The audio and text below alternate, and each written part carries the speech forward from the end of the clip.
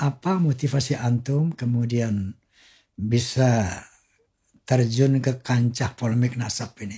Itu awalnya seperti apa? Flashback sebentar ya.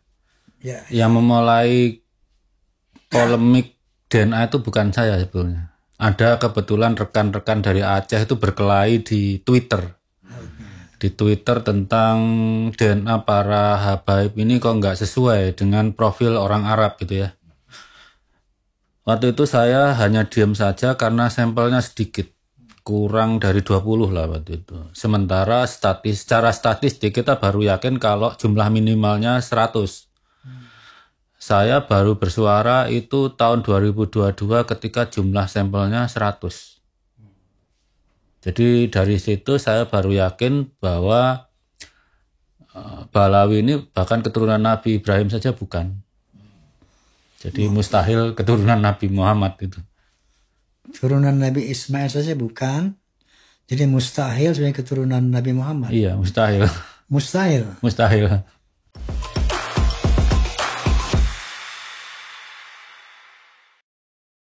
Pro kontra soal nasab para habaib terus mengerucut pada satu kesimpulan. Kebenarannya hanya bisa dihasilkan dari pembuktian ilmiah berupa tes DNA.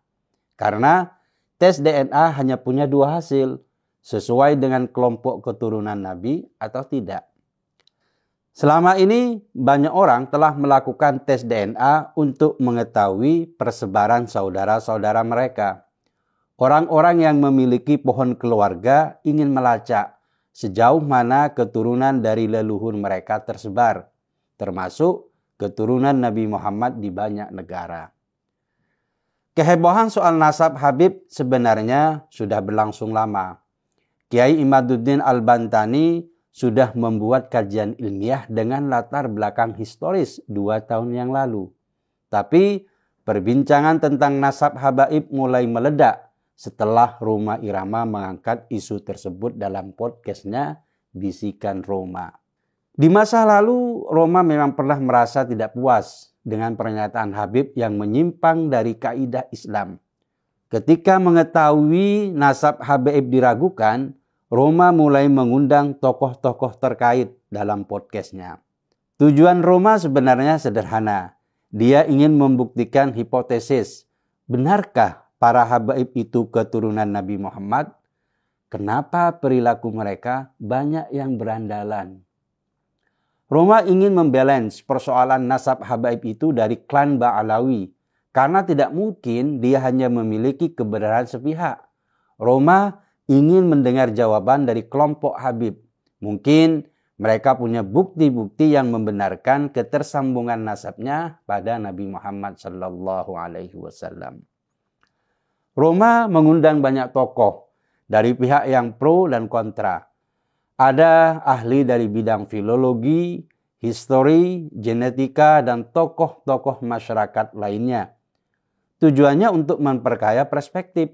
Dari beberapa tokoh yang diundang itu, kesimpulan sementaranya semua menunjukkan keraguan pada ketersambungan nasab Ba'alawi. Dari segi kajian historis, Roma sudah mengundang Kiai Imaduddin Al-Bantani. Kajian ilmiah Kiai Imad tentang kitab sanad sejak abad ke-3 sampai ke-8 membuktikan nama leluhur habaib yaitu Ubaidillah tidak tercantum di kitab nasab manapun. Baru abad ke-9, salah satu keturunan Ubaidillah membuat kitab sanad dan mencantumkan nama Ubaidillah sebagai anak Ahmad bin Isa. Kiai Imad menyimpulkan nama Ubaidillah yang baru muncul di abad ke-9 dan ditulis sendiri oleh keturunan Ubaidillah itu jelas palsu dan mengada-ngada. Untuk ahli filologi, Roma mengundang Profesor Menachem Ali.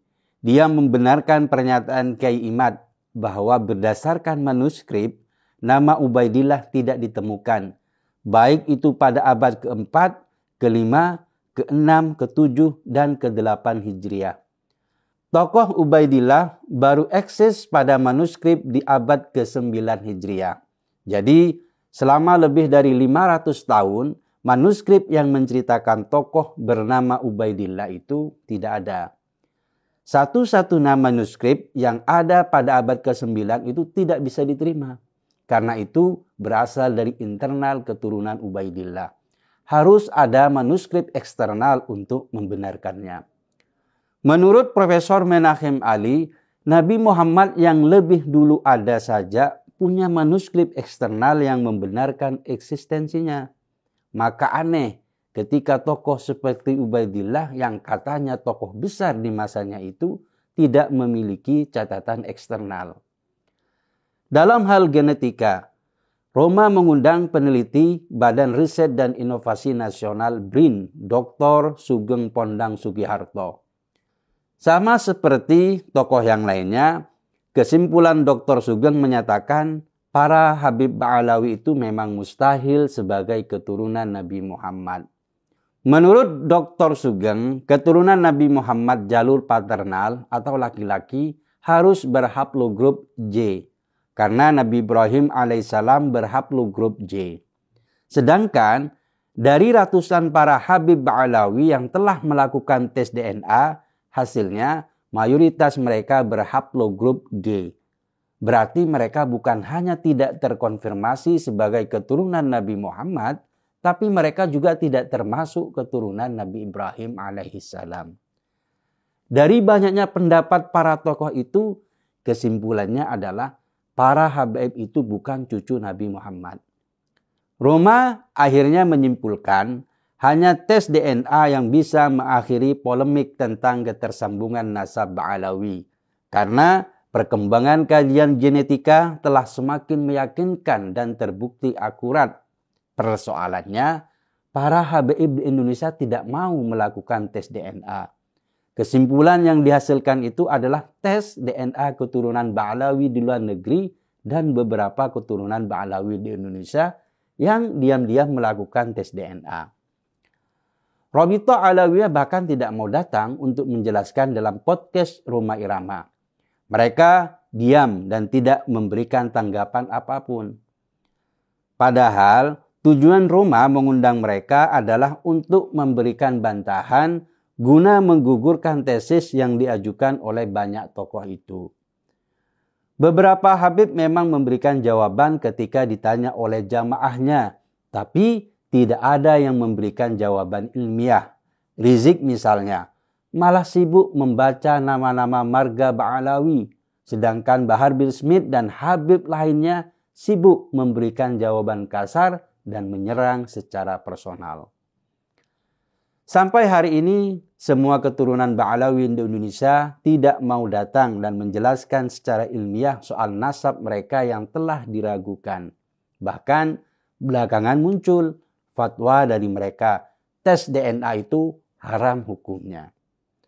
Alih-alih memberikan bukti ilmiah, mereka memilih untuk menghindari diskusi dan tak mau melakukan tes DNA. Dari sini sudah terbaca jelas kesimpulan bahwa keturunan Ba'alawi itu memang tidak memiliki bukti nasabnya tersambung sampai Nabi Muhammad. Kalaupun mereka melakukan tes DNA, mungkin mereka melakukannya diam-diam dan tidak mempublikasikan hasilnya. Masyarakat perlu tahu bukti ilmiah dari ketersambungan nasab Ba'alawi sampai ke Nabi Muhammad. Karena kalau mereka hanya mengaku-ngaku, itu tandanya mereka berdusta kepada seluruh umat Islam. Masalahnya, para habaib itu sering menggunakan privilege sebagai keturunan Nabi untuk bersikap sombong dan semena-mena di Indonesia. Tes DNA yang terbukti akurat adalah solusi satu-satunya untuk membuktikan kebenaran sekaligus membongkar kebohongan orang yang mengaku sebagai cucu Nabi. Tes DNA adalah kunci.